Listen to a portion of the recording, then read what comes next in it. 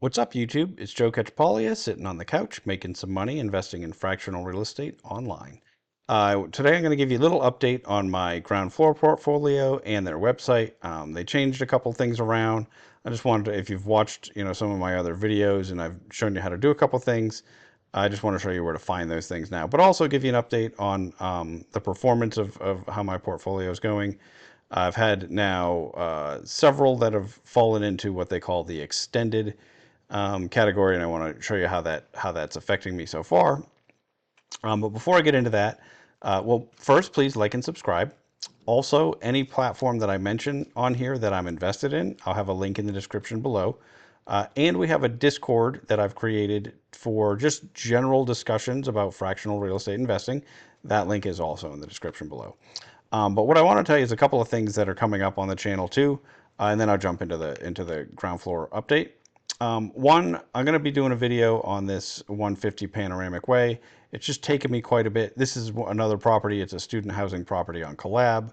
If you watch my other one, you know that I didn't really love the level of transparency and data that I had on that. I think they can do a lot better. Um, so what I'm doing now is up front trying to dig in and ask some questions. I'm on their Discord now. I've posed some questions about this property, and hopefully by the time I get around to recording it, I'll have the details that I really want to know before making an investment. The other thing is if you're on the Lofty Discord, you've probably seen somebody post about this Lofty Assist tool. It's just to help you invest on Lofty. It actually makes looking up certain things and tracking certain things a little bit easier. I'm going to have the creator of this tool come on my channel. I'm going to just interview him, ask him a little bit about how it works. I'll probably go through and show you how it works. I've messed around with it a little bit by myself. I think it's actually really clear, and if you're more tech savvy than I am, it's probably pretty simple. But I want to get him on here and show you how it works. And also, I wanted to mention that earlier because if you have questions that you'd like me to pose to him, um, feel free to bring them up. If you've used it all and you have feedback, let me know that too. Maybe I'll talk about that a little bit. He seems really open to just wanting to improve it, making it something that'll work for people. At the moment, it is free. I don't expect that it'll stay that way, but it'll be something I'll talk to him about. But yeah, so that's coming up. I think that'll be Wednesday. But if you see this and you have some questions for him, please put that in the comments, or feel free to send me a message or contact me through Discord. Any of those things. So anyway, back to Ground Floor. Their website. I think they actually made it a lot easier to navigate now. They've got your reporting tab, your invest tab, your documents, transactions, your menu, all that stuff. So it used to be a little bit harder to find the different things. Now under invest, you have the three ways to do it, right? You can do the deal by deal, which is what I've been doing. You can see I had a loan payoff today and I ended up having, I think $200 in the account in cash. And so I just spread that over to the 17 loans they had available. So not a whole lot of money, got reinvested today, but I got to spread it across 17 properties. And that's what I really love about this platform. They constantly have new loans out. It's a relatively consistent product, and so I'm just taking advantage of it in a way that I'm getting really wide diversification across a number of different mortgages. Still not using the flywheel portfolio, although they are sticking it on top. I think that if I did a separate video about why. I think it might be the right choice for some people though. So you want to look into both and see what you want to do. But for me, I've still been doing this. The auto investor tool, which is what makes it so I didn't really have to go in and do what I did today. If I had just left this going, it would have just spread it out across 4 loans, I think, instead of all of them. But this seems to be working exactly like it was when I made the last video about it. And the same thing with the investor wizard or investment wizard. This is, where it'll just batch it for you. More and more, I'm just enjoying this deal by deal. And so whatever is available whenever money hits this account, I'm just spreading it out across there. I want to dig into the reporting a little bit and just show you, what I have going on with mine. Again, I haven't put a whole bunch of money on the platform yet. I put like 3 deposits in. I think that I will eventually, and I don't mean that in a condescending way. If you're someone who's just starting out investing and you have significantly less, I don't mean to belittle the amount. I'm still just, I want to indicate that I'm in an experimenting stage right now, right? I've put an amount that I'm comfortable. If things don't work out the way I expect, uh, all I'm saying is I'm not going all in on this platform, and I'm not recommending that anybody else should either. Not without doing your own due diligence and understanding if you're comfortable with the risks or not. Um, excuse me. I just want to make that clear. I know I always mention that I haven't put much money on this platform or that platform, and that's really all I'm trying to communicate. I'm not trying to I'm not trying to flex on people and be like, oh, it's not much money. It's just that it is. Um, I want to make sure that people aren't thinking, oh, well, let me just dump a whole bunch of money on here because Joe did, right? I mean, I think that if it should be an amount that you're willing to lose until you're comfortable with the platform and you really understand what's going on. Anyway, that's enough of that.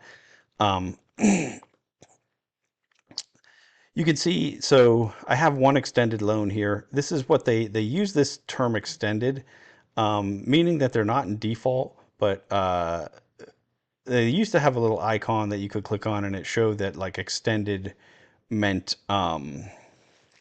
that they were in a workout, meaning like they might be renegotiating something. This one's supposed to mature at the end of, this is the only one that I have that's active, but I'll show you I have some other ones that have already paid off. It's supposed to mature at the end of this month, or not quite the end, but it is listed for sale on the internet on Realtor, and shows that it's pending. So maybe it's going to be a little late, but it's also listed at a very low price relative. I think it's listed at 325,000. There might be like it might be a $270,000 loan somewhere around there. Can I actually see those? Yeah, I think if you click into these details, this is just the details of my investment. But if you click into the details there, yeah, you can see, yeah, 289,245. So it's listed at 325. It's a pending a repayment, but I think that there's some risk that they're going to try to short pay this or something. I'm really not sure.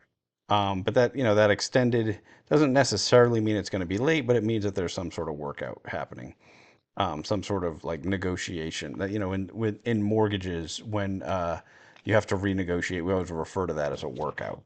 Um,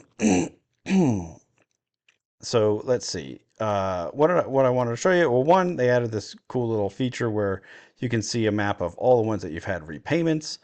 I don't know why they don't have a map like that for all the ones that we have loans in. I think that would be cool. If you saw my little pie chart video I did where I was showing, the makeup of my portfolio, I really would like to do it on a map, but I want to do it, I just haven't taken the time to do it. And, but I don't know why they're just showing you the ones with the repayments, but not your open ones. And then they give you some details about, the borrower experience and the grades and stuff of all the ones that you had repaid. I think that's pretty interesting. Um, you can click on your open projects and see, all the ones that you have open, and that's where, and even up top it shows you, I have one extended. This is where I was just showing you this. Is that in both? Why did I see them there too? Yeah, that's interesting that they do that, right? The open LROs there, but also here. Um, but then this closed one is what I wanted to point out. So you can see I had actually three other loans that went into that extended status, but then paid off. Um, One actually shows that it paid off at a little bit higher rate than we expected. I think, it's so close that I think it's just about timing and math, and that it's just not perfect, right? But it is, I thought that's pretty interesting. So, and the reason I wanted to talk about that though is that another investor who's been on investing on this platform a lot longer than me, um, mentioned that over time he started accumulating a lot of these non-paying loans. And so it killed his returns over time, right? Because the more loans that you have that are either extended or not paying, um, the lower your returns end up being. And so you'll end up having, uh, I wouldn't expect my return to exactly match what my interest rate is. And especially if you start to take property. So I had a very similar experience on a platform called Lending Club. I invested in this quite a bit 10 to 15 years ago. It was actually you were investing in other people's personal loans, like non secured, unsecured personal loans. They were much higher interest rates, which is why I still did it. They were very risky, but it was interesting. You could look at all these different factors. It's very similar to this platform, other than they weren't mortgages; they were unsecured loans.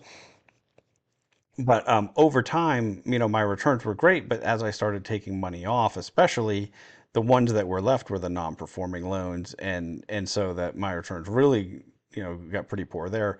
As long as I continued to put money in and grow the portfolio, because so many more of my loans were the new loans, it sort of counteracted the fact that I started to accumulate some non-payers. I could imagine the same thing happening here, but it is something that you have to understand, right?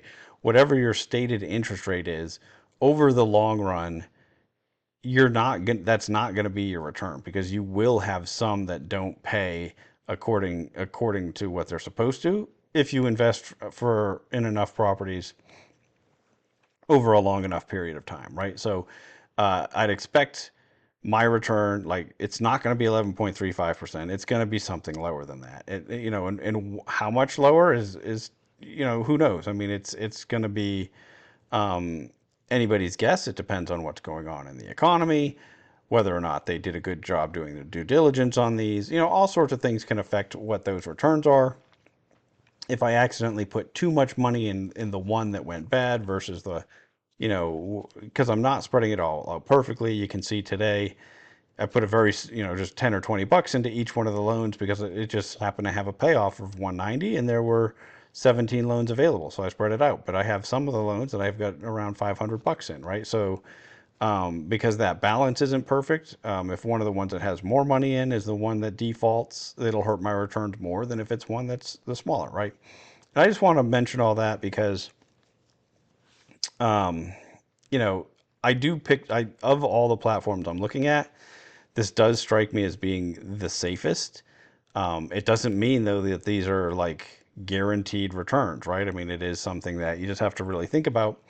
And then when I start to weigh that against, right, like, is it a fair risk adjusted return compared to, like, for example, Mogul? Because Mogul is the one that I think, they're pretty consistently putting out good properties. And if you saw my video I did on the WAGs on their site, even though I said I'm not going to invest on it, I went and put a couple $100 in it. I didn't do a big investment of it, but I had a referral bonus that you have to actually invest to take advantage of it. So I did that plus a couple $100 on top to actually hit their minimum investment. Um, so, I think that one of the things that they're doing is by giving you these different bonuses, because you don't even, referral bonus is one way, but they do all these other little things. Um, I think that I really like what they're doing, even though I don't necessarily think that deal is as good as, the one I had bought into prior. I still decided, it's not going to hurt to put a little bit of money on it. But I think I like what they're doing more than anybody else's properties at the moment. I think Collab has, some potential, although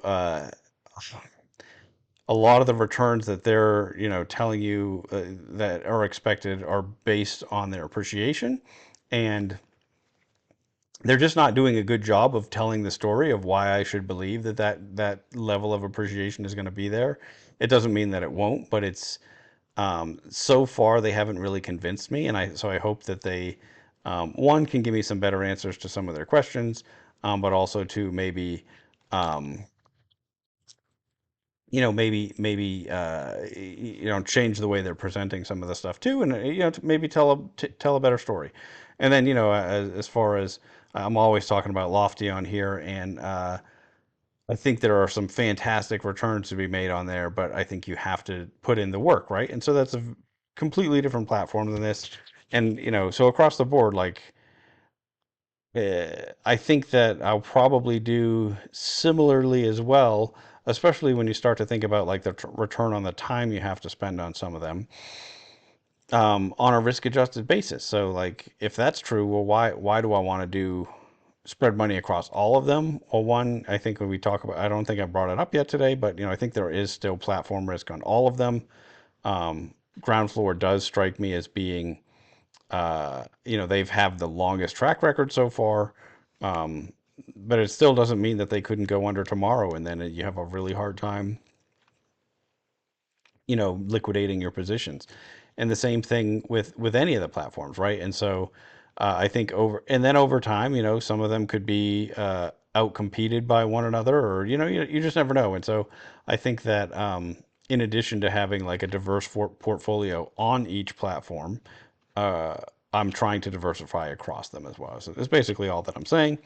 It's why I'm not just trying to pick, and I'm obviously, that can be taken too far. Part of this is I'm just really into it, and I'm trying to explore and learn everything I can about each one of them, right? But what I think is a mistake to do is to say, okay, I've looked at all of them. I'm picking one. This is my best one, and I'm going to go all in on that.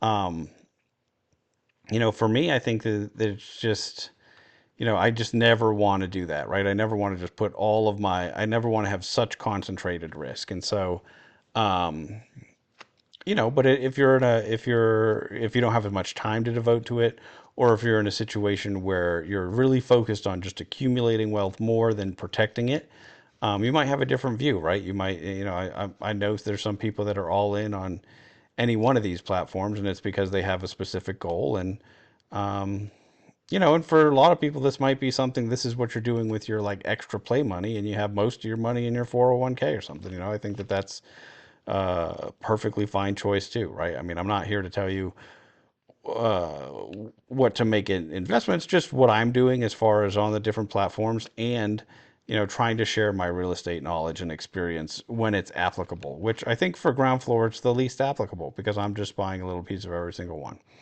Anyway, I think I have rambled more than enough for tonight. Um, that's the whole update on this one. Stay tuned for those other two videos I mentioned. Please do like and subscribe if you haven't already. Please also join the Discord if you haven't. We're starting to have some good discussions on there. I still end up getting more direct messages on Discord than I have. I'm trying to move some of those onto just the fractional real estate investors Discord that I created, just so that more people can benefit and maybe more people can jump in and give us some additional perspective. But I am always happy to talk real estate, so if you do want to DM me on there, that's fine too. That is it for today. Until next time, I'm going to keep making mistakes so that you don't have to.